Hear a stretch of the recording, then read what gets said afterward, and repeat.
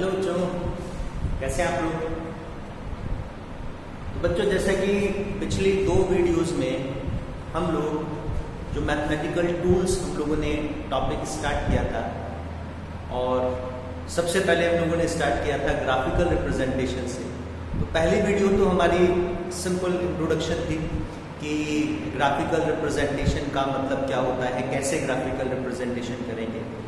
और फिर next video में हम लोग सीख रहे थे कि एक लीनियर पॉलिनोमियल, मतलब अगर हमारा जो फंक्शन है, क्वांटिटी है जिसको हम ग्राफिकली रिप्रेजेंट कर रहे हैं, वो वेरिएबल पर लीनियरली डिपेंड करती है। हमारा जो फंक्शन है, क्वांटिटी है, वो वेरिएबल का लीनियर पॉलिनोमियल है। तो उसको किस तरह से ग्राफिकली प्लॉट करेंगे। वो जो कर्व आएगा ना, जो कर्व उस क्वांटिटी के, उस फंक्शन के वेरिएशन को रिप्रेजेंट करेगा विद रिस्पेक्ट टू वेरिएबल, वो कैसा होगा। तो एक हमने ग्राफ प्लॉट किया था corresponding to a given linear polynomial. तो हमने ऑब्जर्व किया था कि वो ग्राफ जो है वो एक स्ट्रेट लाइन आएगा। तो क्या लीनियर पॉलिनोमियल का जो कर्व है वो स्ट्रेट लाइन ही होता है।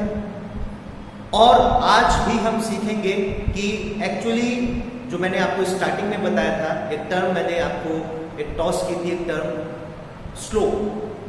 स्लोप क्या होता है, कर्व में स्लोप एक्चुअली रिप्रेजेंट क्या करता है, स्लोप का फिजिकल सिग्निफिकेंस क्या है, और लीनियर पॉलिनोमियल के स्लोप का की क्या कैरेक्टरिस्टिक होती है। मतलब अगर हम एक लीनियर पॉलिनोमियल को प्लॉट कर रहे हैं, ग्राफ स्ट्रेट लाइन आता है, तो स्ट्रेट लाइन पर स्लोप की क्या कैरेक्टरिस्टिक होती है, वो हम लोग आज की वीडियो में डिस्कस करेंगे। तो स्टार्ट करते हैं विद सर्टेन लीनियर फंक्शंस, मतलब कुछ ऐसे फंक्शन जो कि वेरिएबल का लीनियर पॉलिनोमियल होंगे, उनको हम ग्राफिकली प्लॉट करेंगे। फिर जैसे हम देखेंगे कि क्या सभी लीनियर पॉलिनोमियल के लिए जो कर्व है वो स्ट्रेट लाइन ही आएगा, and then we will discuss slope. चलिए स्टार्ट करते हैं। तो फॉर एग्जांपल मान लीजिए हमको प्लॉट करना है, y एक्सिस पर हम लेंगे फंक्शन ना, जो कि हमारा y कोऑर्डिनेट होगा, x एक्सिस पर हम लेंगे वेरिएबल। तो मान लीजिए हमारी जो इक्वेशन है वो कुछ इस तरह से है कि f of x, जो कि ऑब्वियसली हमारा y कोऑर्डिनेट है, it can be written as 3x minus 2। एक इक्वेशन हमने कंसीडर कर ली कि हमारा जो फंक्शन है f of x, जिसको कि ऑब्वियसली हम y एक्सिस पर रिप्रेजेंट करते हैं, तो वो 3x minus 2 ये इक्वेशन है जो फंक्शन और वेरिएबल को आपस में इंटररिलेट करती है। इस इक्वेशन को, इस लीनियर पॉलिनोमियल को हमको ग्राफिकली प्लॉट करना है। जैसा कि कल हम लोगों ने सीखा था किस तरह से प्लॉट करेंगे कि x जो है हमारा वो इंडिपेंडेंट वेरिएबल है, x की कुछ भी वैल्यूज हम अपनी तरफ से अज्यूम कर सकते हैं, और करस्पॉन्डिंग y जो डिपेंडेंट फंक्शन है, जो डिपेंडेंट क्वांटिटी है, उसकी वैल्यू इस बात पर डिपेंड करेगी कि x क्या वैल्यू अज्यूम कर रहा है, x क्या वैल्यू अटेन कर रहा है। तो करस्पॉन्डिंगली हम x की कुछ वैल्यूज अज्यूम करते हुए y कोऑर्डिनेट, मतलब फंक्शन की कुछ वैल्यूज जो है डिटरमाइन करेंगे, और फिर उनको ग्राफिकली प्लॉट करेंगे। तो x की वैल्यूज हम मान लेते हैं -3, -2, -1, 0, 1, 2, ठीक है। इसी तरह से y की वैल्यूज भी निकाल लीजिए। x को ये वैल्यूज अज्यूम करते हुए x की हम y की वैल्यूज फाइंड आउट करें। अगर x को हम -3 लेते हैं तो 3 into -3 will be -9, -9 and -2 will be -11। -2 अगर हम लेते हैं तो -2 लेंगे तो -2 into 3 will be -6, -6 into -2 will be -8। x को अगर हम -1 लेते हैं तो ये हो जाएगा -3, -3 -2 will be -5। x को अगर हम 0 लेते हैं तो ये आ जाएगा -2। x को अगर हम 1 कंसीडर करते हैं तो 3 - 2 will be 1। x को अगर हम 2 मानते हैं तो 3 to the 6 - 2 will be 4। तो corresponding to these values of x, ये हमारी y की वैल्यूज आ जाएगी। अच्छा, यहाँ पर हम क्या करते हैं, y नेगेटिव में थोड़ा ज्यादा आ रहा है, क्या करते हैं, -3 को छोड़ देते हैं, यहाँ पर 3 ले लेते हैं। 3 लेते ही हो जाएगा 3 9 -2 7 ना, वो हमारे लिए मुश्किल हो जाएगा। इतना बड़ा ग्राफ हमने बनाया नहीं है कि -11 और -11 जो y की वैल्यू है उसको हम प्लॉट कर सके, शायद इतने ये वैल्यूज नहीं आएगी। है ना, समझ रहे होगे आप। तो इसलिए मैंने थोड़ी सी वैल्यूज एक्स की जो उनको अज्यूम करनी थी, अटेन करनी थी, वो कुछ भी वैल्यूज हम मान सकते हैं, तो वो मैंने थोड़ी चेंज कर दी। अब देखिए इनको हम वो पॉइंट्स जो कि इन दोनों इस प्लेन में, इस ग्राफिकल प्लेन में हमारे लिए इन पॉइंट्स के करस्पॉन्डिंग, मतलब इन कोऑर्डिनेट्स के करस्पॉन्डिंग जो पॉइंट्स आएंगे पहले हम उनको लोकेट करें। तो x - 2, तो हम स्केल ले लेते हैं। पहले स्केल क्या ले लेते हैं कि along x axis 1 centimeter corresponds to 1 unit and along y axis also 1 centimeter corresponds to 1 unit। ये हमारा स्केल हो गया। अब सबसे पहले हमको लोकेट करना है कि x को लेना है -2 और y को लेना है -8। x -2 तो ये आ गया, -1, ये हो गया -2। x - 2 y -8 तो -1 -2 -3 -4 -5 -6 -7 -8। x -2 को और y की वैल्यू जो है वो -3 को, उसके लिए हमारा जो पॉइंट है वो यहां लाई करेगा। ठीक है, इस पॉइंट के हमारे कोऑर्डिनेट आ जाएंगे -2, x -2 है इसके लिए और y जो है वो -8। अब सेकंड पॉइंट को हम लोकेट करें -1 -5। तो देखिए x हमारा -1 हो और y -5 हो। x -1 तो ये हो गया, y -5 -1 -2 -3 -4 -5। तो ये पॉइंट जो है हमारा बच्चों वो यहां आ जाएगा। ठीक है, इसको हम लिखते हैं, ये हमारा जो पॉइंट है ये है -1, -5। ठीक है बच्चों, फिर x 0 है तो y -2 है। x 0 ले, x 0 मतलब यहां हो गया, y -2 मतलब ये हो गया, तो ये पॉइंट आ गया हमारा x 0 y -2। आप समझ ही रहे हैं, अगर x कोऑर्डिनेट 0 होगा तो पॉइंट हमारा y एक्सिस पर ही लाई करेगा। फिर x को हमको लेना है 1, तो हम ऑब्जर्व कर रहे हैं y भी कितना आ रहा है 1, x को 1 लेने पर y भी बना रहा है। x को 1 लें y 1, तो ये आ जाएगा हमारा पॉइंट।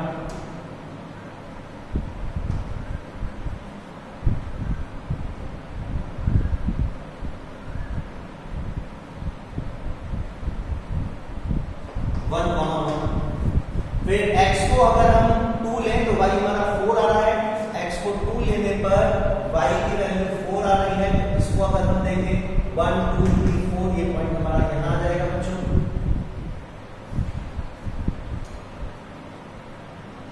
ये आ जाएगा हमारा 2,4, ये वाला पॉइंट नहीं हो जाएगा 2,4। और लास्ट पॉइंट को अगर हम और लोकेट करें बेस्ड ऑन द कोऑर्डिनेट्स, तो x 3 है और y 7 है।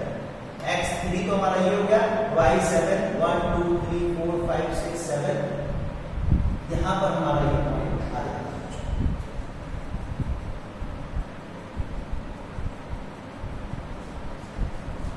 ठीक है बच्चों, ये हमारा पॉइंट आ गया 3,7। अगर आप देखें, ये हमारा लीनियर पॉलिनोमियल था। यहां पर जो हमारा फंक्शन है y, it is directly proportional two variable x, या एक तरह से कहा जाए ये जो इक्वेशन है जो फंक्शन y को, मतलब फंक्शन f को और x वेरिएबल के साथ में इंटररिलेट कर रही है, इस इक्वेशन की डिग्री, इस पॉलिनोमियल की डिग्री 1 है। लीनियर पॉलिनोमियल है ये। हमने लीनियर पॉलिनोमियल कंसीडर करते हुए कुछ x की वैल्यूज अपनी तरफ से अज्यूम करी कि मान लीजिए अगर x ये वैल्यूज अटेन करता है, तो फिर डिपेंडिंग ऑन द रिलेशन हमने y के लिए करस्पॉन्डिंग कोऑर्डिनेट्स डिटरमाइन करे, मतलब y की वैल्यूज फाइंड आउट करें। y की वैल्यूज मतलब फंक्शन की वैल्यूज हमने डिटरमाइन करी फॉर डिफरेंट x। फिर उनको हमने यहाँ पर लोकेट किया पॉइंट्स को। अगर हम इनको फ्री हैंड कर्व ड्रॉ करें, एक ऐसा कर्व ड्रॉ करें, लोकस ड्रॉ करें इन पॉइंट्स का, एक ऐसा कर्व ड्रॉ करें जो इन सारे पॉइंट्स के से पास होता हो, जो पॉइंट्स हमने लोकेट करे हैं, वो कर्व देखें कैसा आएगा।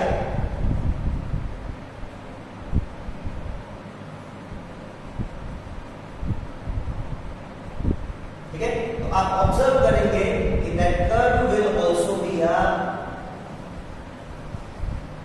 Straight line. ठीक है, तो जैसे हमने पिछली वीडियो में ऑब्जर्व किया था कि एक लीनियर पॉलिनोमियल का जो कर्व है, एक लीनियर पॉलिनोमियल को अगर ग्राफिकली प्लॉट किया जाए तो जो कर्व है वो स्ट्रेट लाइन आता है। तो सेम वही चीज हम यहाँ भी ऑब्जर्व कर रहे हैं कि एक लीनियर पॉलिनोमियल को ग्राफिकली प्लॉट करने पर जो कर्व आएगा वो स्ट्रेट लाइन होगा। चलिए एक और इसी तरह से एग्जाम्पल के लिए एक और कर्व कंसिडर करते हैं। मतलब एक और लीनियर पॉलिनोमियल ले लेते हैं कि मान लीजिए हमारा जो फंक्शन है f ऑफ x, जिसको जिसको कि हम y एक्सिस पर रिप्रेजेंट कर रहे हैं, तो फंक्शन की जो वैल्यूज आएंगी वो हमारा y कोऑर्डिनेट होंगे। y कोऑर्डिनेट या इसको इक्वेशन हम क्या लिखें, जो फंक्शन के लिए कोई भी एक लीनियर पॉलिनोमियल कंसीडर कर लीजिए। मान लीजिए इसको हम ले लेते हैं 3/2 x माइनस 1, ठीक है, 3/2 x माइनस 1।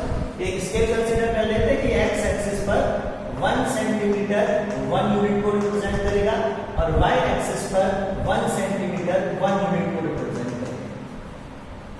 ठीक है बच्चों, अब ग्राफ ड्रॉ करने के लिए हम क्या करें, आपको x वेरिएबल की कुछ वैल्यूज अज्यूम करनी पड़ेंगी और करस्पॉन्डिंगली जो y कोऑर्डिनेट है हमारा फंक्शन की जो वैल्यूज हैं वो हम डिटरमाइन कर लेंगे।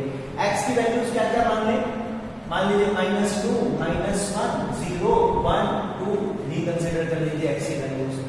y की करस्पॉन्डिंग वैल्यूज मतलब अगर x ये वैल्यूज अटेन करता है तो हमारी फंक्शन की वैल्यूज क्या आएंगी, y कोऑर्डिनेट क्या होगा वो हम इस इक्वेशन से निकाल सकते हैं। x की जगह ये वैल्यूज पुट करें तो पहले x को -2 पुट करेंगे तो 3/2 into -2 हो जाएगा -3, -3 -1 आएगा -4।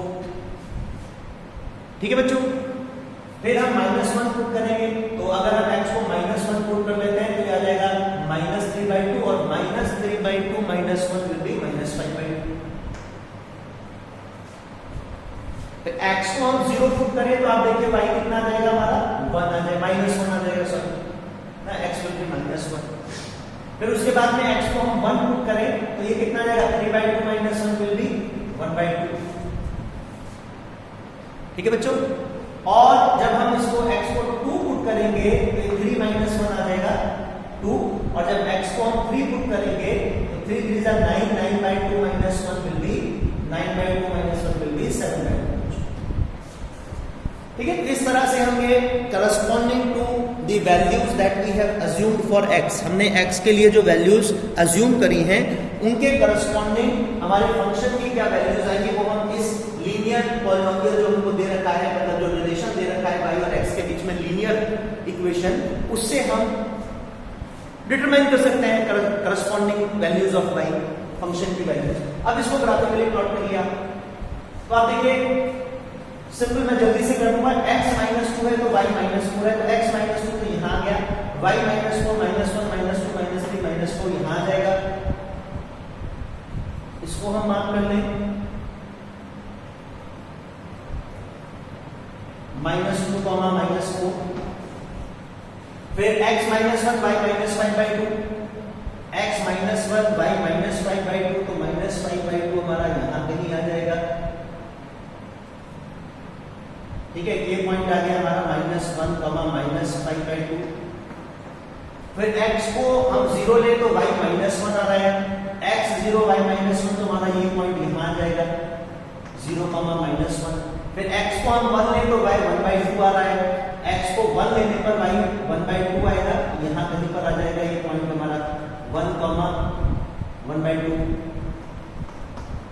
ठीक है बच्चों, फिर x को हम 2 लेंगे तो y भी हमारा 2 आएगा, तो x 2 यहां पर आ गया, y 2 यहां पर आ जाएगा।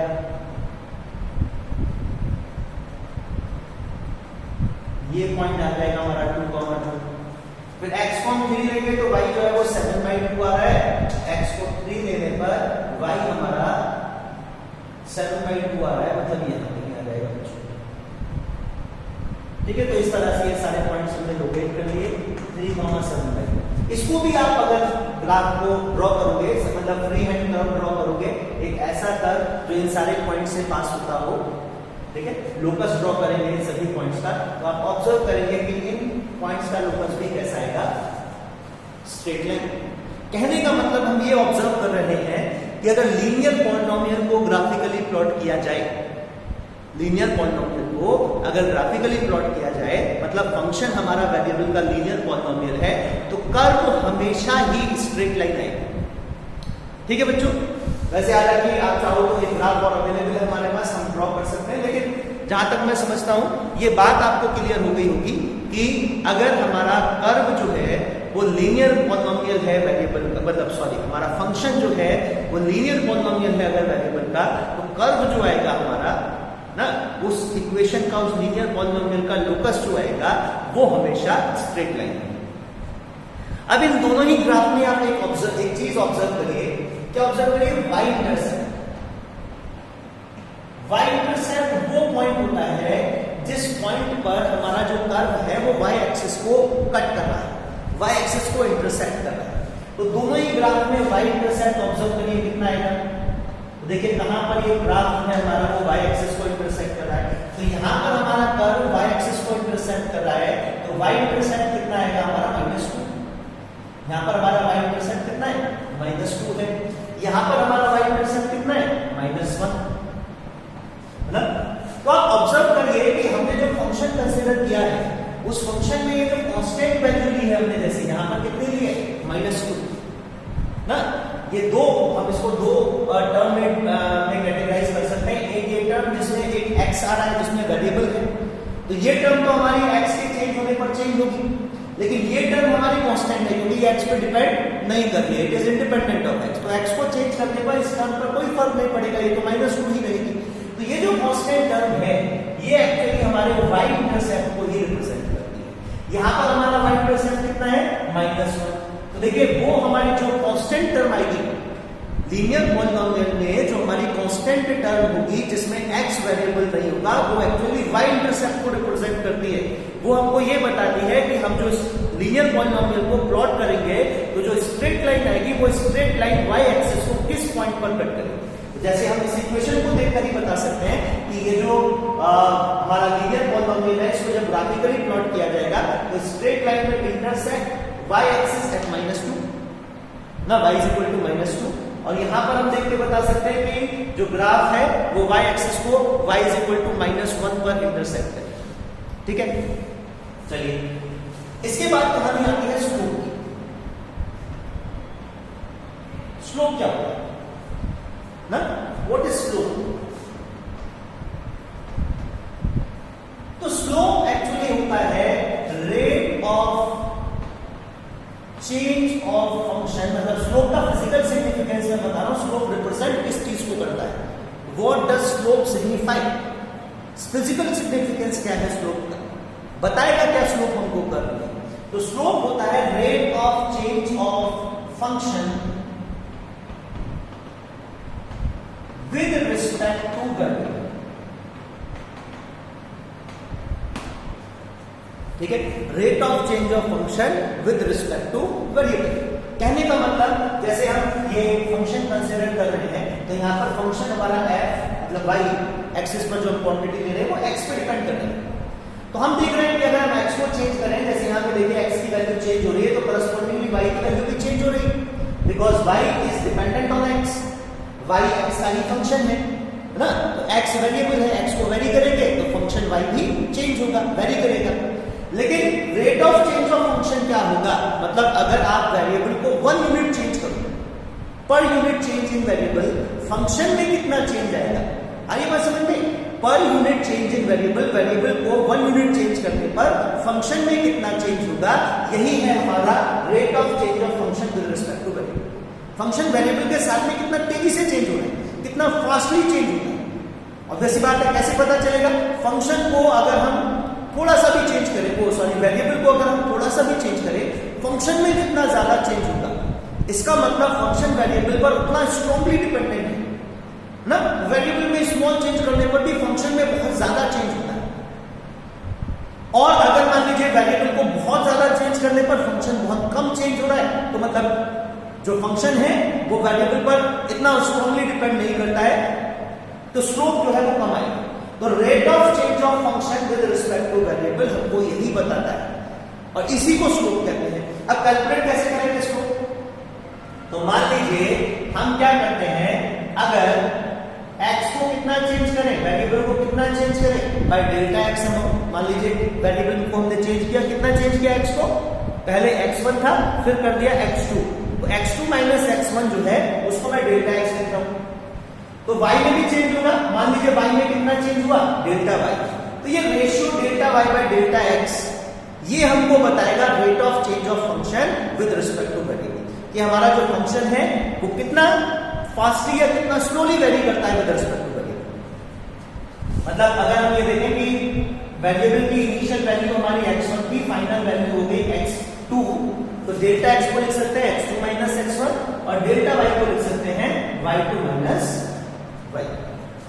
ठीक है, तो ये स्लोप देखिए delta y by delta x, अगर x को बहुत कम चेंज करने पर y में बहुत ज्यादा चेंज होगा तो ये रेशियो बहुत बड़ा आएगा। तो ये रेशियो जितना बड़ा होगा मतलब rate of change of function उतना ज्यादा है, मतलब स्लोप कर्व का उतना ज्यादा है। और ये ratio delta y by delta x कम कब आएगा, जब डेल्टा x बहुत ज्यादा हो और डेल्टा y बहुत कम हो, मतलब वेरिएबल को बहुत ज्यादा चेंज करने पर भी फंक्शन में कोई ज्यादा चेंज नहीं होगा। तो हमारा ये जो रेशियो है delta y by delta x ये बहुत कम आएगा और हम कहेंगे rate of change of function with respect two variable is small, means slope of the curve is small. Curve का जो स्लोप है वो बहुत कम है। अब देखिए स्लोप कैलकुलेट कैसे करेंगे ना, how to calculate the slope. तो स्लोप का फिजिकल सिग्निफिकेंस उम्मीद करता हूं मैं आपकी समझ में आ गया होगा। क्या बताता है बच्चों स्लोप? हमको स्लोप बताता है rate of change of function with respect two variable. Calculate कैसे करते हैं, आप वेरिएबल को थोड़ा सा चेंज करिए, डेल्टा एक्स करस्पॉन्डिंग y में जो चेंज हुआ डेल्टा y वो डिटरमाइन कीजिए और delta y by delta x जो रेशियो है हमारा यही स्लोप के बराबर होगा। अभी देखिए, अभी मैं आपको जो बता रहा हूं, अभी मैं कुछ ऐसी बात करूंगा जो शायद आपकी समझ में नहीं आए, लेकिन आने वाली वीडियोस में हमारी वो क्लियर हो जाएगी। मैं आपको बताना चाह रहा हूं कि मैंने ये जो लिखा है delta y by delta x ये होता है एवरेज स्लोप ना, slope of the curve in between the range of variable x1 to x2 and the function की जो वैल्यूज है वो y2 से y1 तक चेंज होगी, उस रेंज में ये स्लोप हमने निकाला है। तो ये एवरेज स्लोप है। एक और क्वांटिटी होती है इंस्टेंटेनियस स्लोप। तो ये एवरेज स्लोप और इंस्टेंटेनियस स्लोप में क्या डिफरेंस है ये भी हम आने वाली वीडियोस में समझेंगे।